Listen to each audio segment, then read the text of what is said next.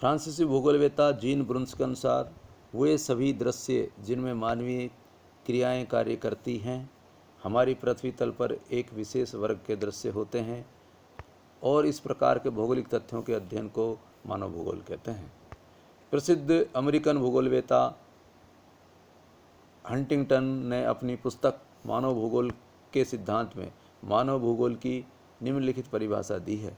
मानव भूगोल वातावरण तथा मानवीय क्रियाओं तथा गुणों के पारस्परिक संबंधों की प्रकृति एवं वितरण का अध्ययन है।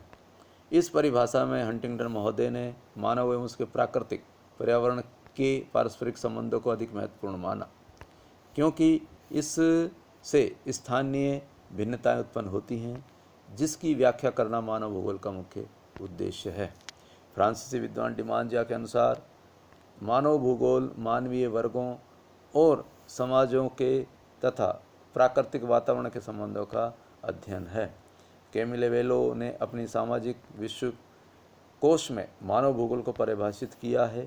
उनके अनुसार मानव भूगोल वह विज्ञान है जो व्यापक अर्थ में प्राकृतिक पर्यावरण के साथ मानव समूहों के अनुकूलन का अध्ययन करता है।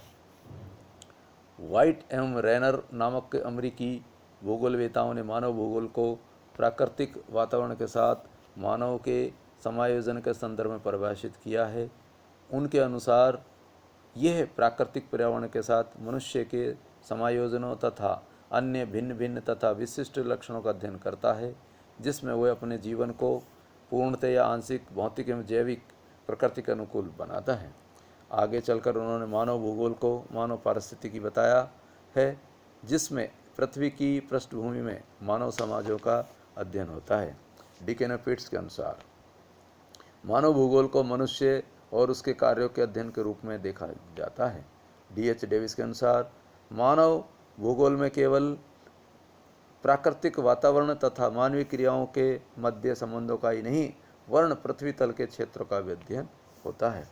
प्रसिद्ध ब्रिटिश भूगोलवेत्ता रॉबिन्सन के अनुसार मनुष्य के जीवन क्रियाकलापों प्रगति और उसके वितरण पर पर्यावरण के प्रभाव तथा मनुष्य के क्रियाकलापों का पर्यावरण पर प्रभाव का अध्ययन ही मानव भूगोल है।